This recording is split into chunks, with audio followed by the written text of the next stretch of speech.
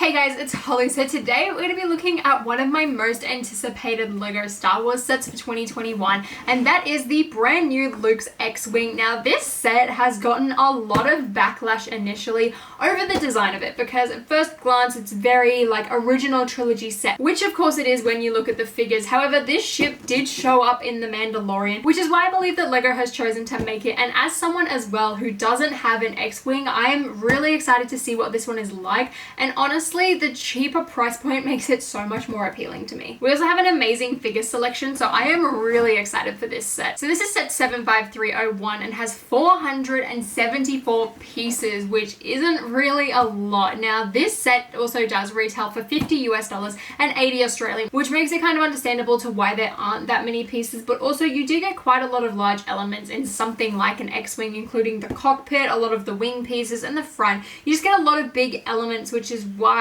from a price per piece ratio, which personally I don't really believe in, isn't that good. So since this is my first X-Wing, let's take a look at it now. So here is Luke's X-Wing all built up, and my first impressions on this set were I really like it personally, as this is my first X-Wing as well, and I personally think for the size and the price you're paying, you're getting a really good deal here, which I'm pleasantly surprised by. You also get a really good range of minifigures, so let's take a look at them first. So up first we have Luke Skywalker, who does come with his blue lightsaber, so unclipping that we can actually get a better, closer look at him. Now this is my personal first X-Wing Luke, and I really think this minifigure looks good. The only thing that annoys me is the fact that the helmet chin strap does poke out the bottom of his alternate face, but I guess I can kind of look past that. I mean, I'd rather have an alternate face rather than none at all, which is perfectly fine. I also really like the torso on the printing. I think it looks really nice, and the fact that that tubing and the printing carries down onto the hip piece looks really good,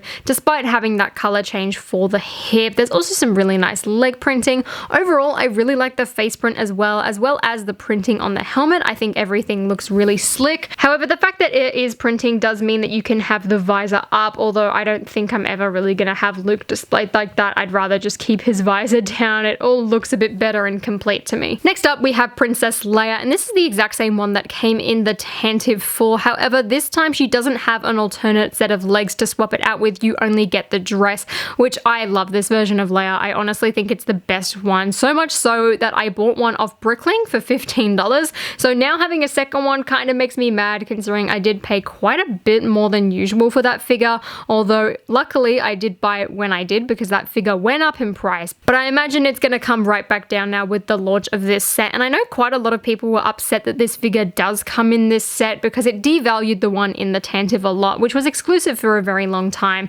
And while I do completely understand that, I personally think it's better because this version of Leia is like that kind of prime version of a character that we see a lot with Harry Potter, and I'm starting to see it more in Star Wars, and I feel like Leia has finally reached her peak, so I'm glad that she's starting to pop up in some cheaper sets too. Next up, we have General Dodonna, which is a big appeal for a lot of people, as this is the first time he has appeared in a set, and he looks really nice and comes with a chrome silver blaster, which looks really cool. His printing is really neat. I love all of the details on there, and he does use the Doc Brown hair piece reused again, and he has a really nice face print as well with a lot of intricate detailing, and does have two faces. One kind of looks a bit angrier and more concerned than the other. I don't really know what that mouth is doing though. That kind of looks a bit odd to me. He also does have some silver shining printing on his belt buckle, on his torso, which looks really nice and reflects really well under light. Overall, I think this is a really good figure,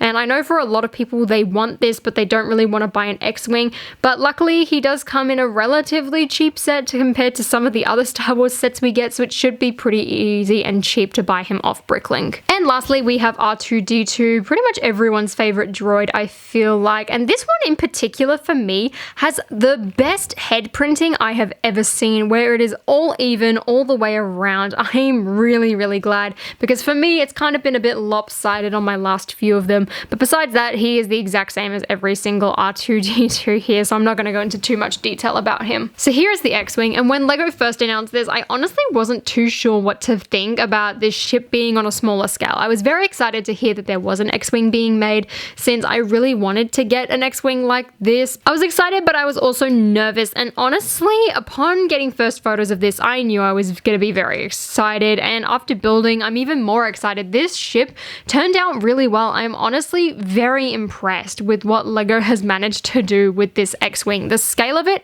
I think, is perfect. I really like it. It's not oversized, it's not undersized, which I honestly thought it would be, and overall, it looks really nice. It looks really slick. There's only a few parts of the design which I kind of don't like the appearance of, and most of that has to do with the Technic functionality of the wings, which honestly I think is a really cool feature. So because of all of the Technic functionality, what you can do is press on this grey piece up here and the entire wings will split up into that kind of fighter jet style, which looks really good. The only complaint I have about it, which is also kind of cool but kind of does annoy me at the same time, is that when you put it down, the entire wings collapse, which I really like because it looks like it's landing and that it's getting ready to kind of park itself up. But it's unfortunate that the wings can't lock in place because I would love to be able to display it in its flying fighting position. One thing I've also noticed with these wings is that they don't really stay on their Technic grips too well. It's very easy for these to kind of just slide off. They don't really have that typical Technic click in place that I would typically expect. In fact, I finished building and it turned out I didn't actually stick this wing on all the way completely, and even then when I was just picking it up, all of it felt kind of loose, and that's the same with these like cannons at the back as well, blaster rocket things.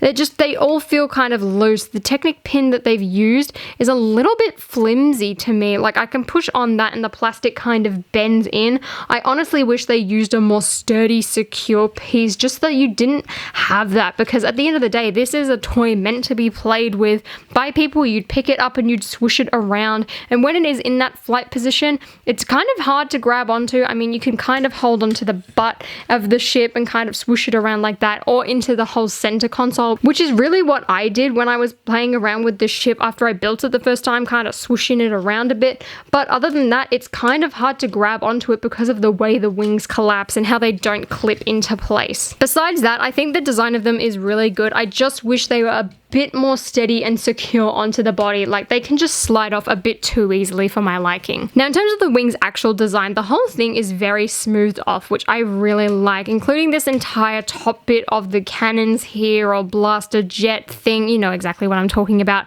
And these bits on the end as well look really smooth, and I love the use of these Technic gears to kind of give it some detail and depth and make it a bit more interesting overall. Now the back of the ship is pretty plain. You do have these booster things with some pink cone pieces to kind of represent the energy or the flame popping out, and honestly I really like the pink. I think it stands out and it looks really good. This bit at the back here also looks really nice. I love how you've got the great pieces and you've got a cylindrical jumper as well. This all looks really finished off despite the exposed studs, which personally I really like the look of. Now at the bottom of the wings you do have a missile launcher, which unlike any other set you don't actually push down. You need to push it up in order to fire, as this wing is built upside down, which means the stud shooter spring launcher thingy is also placed upside down. So when you launch the missile in, instead of usually having it up like other sets, you do need to turn it down and load it in that way. I wouldn't really say in particular that it's easier to kind of launch accidentally. I think it's personally kind of fine, but I guess you could probably accidentally knock it. There are also these car hood pieces on the side of the X-Wing to kind of give it off that rounded off edge, and you do get two giant stickers on either side. And then towards the front of the cockpit you do get a really slick stickerless design besides this giant panel at the front, which I do believe is one of those new 2x6 plates. I don't think these are popped up in too many sets as of yet. They are coming in the new Batmobiles though. Well, it's really nice to see one of those pop up in white. The rest of the cockpit is a really nice design. You do have this plate at the top here, and you've got this really nice clear translucent window piece which you can lift up and then put Luke Skywalker in. I mean, if you accidentally don't fire a missile, that is. Now to my complete surprise, you don't actually have any studs to stick Luke in. You get one of those like angled grippy pieces that fit between minifigure legs, and he does slide in like so, just kind of like the mini doll sets type of thing. And you do get that classic printed cockpit piece, and there goes Luke. He won't go up much further than that without kind of falling forwards. And speaking of Luke, you also do have to have a spot for R2-D2 to sit, and he does does just slide on there, connecting onto some jumper plates, and I think he sits a bit high up for my liking, but I honestly don't think it's too big of a deal for this set. It doesn't look awful. I guess if you wanted it to be a bit more accurate, you could put a regular 2x4 white brick in there and then just stick R2-D2's head on the top, but I like the fact that the entire figure can fit on there. Now, like I said, this entire front section is very slimlined and very just skinny in general. It's a really good place to hold the ship from though, even though it is a bit off balance because majority of the weight is at the back of the ship, whereas this front section is very light. So it does kind of tip backwards in your hand if you do hold it from here. But I really like the tapered off front bit. We're using these gray pieces. I think it looks really nice. And then at the bottom, lastly, you do have some feet for the ship to stand up on, which are those like kind of Lego ski pieces. Two of them are a bit more steady, and then this front one can kind of rotate depending on where you want to put it. But like I said as well, when you do put the X-Wing down, because of those feet and gravity, when you place it down, the entire thing collapses, and honestly, it closes very smoothly. I do have to give it that, even though some of the Technic pins and connections and things like that are a bit weak from my liking. I think it works really well. So overall, I really like this set. I think for the price point, you are getting a really good model, and I think this is going to look amazing up next to the Razor Crest and the Rise of Skywalker Millennium Falcon and even the new TIE Fighter. And honestly, this set makes me want to buy that new TIE Fighter. The only problem I'd say I have with this set, which isn't really that big of a problem, is the Technic parts. I think it was very complicated to build, honestly. Even looking at the picture in the instructions, it was very hard to tell what direction everything was facing, and I honestly was very surprised that I built this first try without making any errors in that Technic bit. I usually find Lego Star Wars sets, even like ones for like 8 and up and 9 and up, which I know is just kind of an age guide,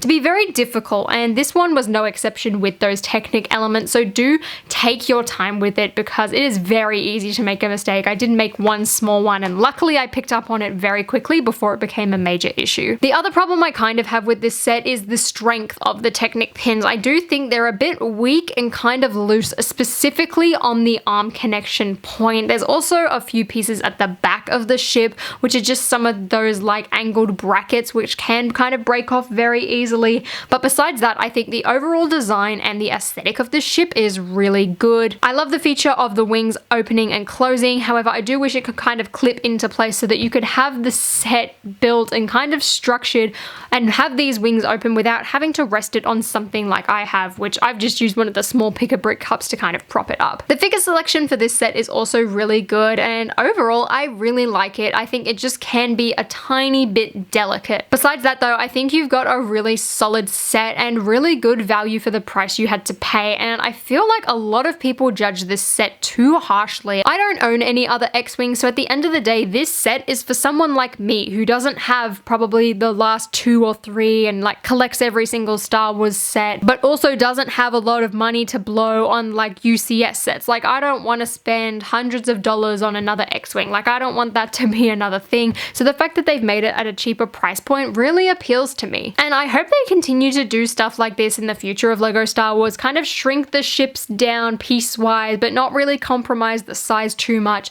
so that it is at a lower price point, because Lego Star Wars is notoriously known for being very expensive compared to a lot of other themes, mainly due to the licensing. So let me guys know your thoughts on this set, and if you did manage to pick it up, or if you plan on picking it up very soon. And if you guys enjoyed this video, please give me a thumbs up and consider subscribing to my channel down below. If you guys wanted to see me build this set as well, I did do it on a live stream, so I will place a link for that in the description. But until next time guys, I'll see you later.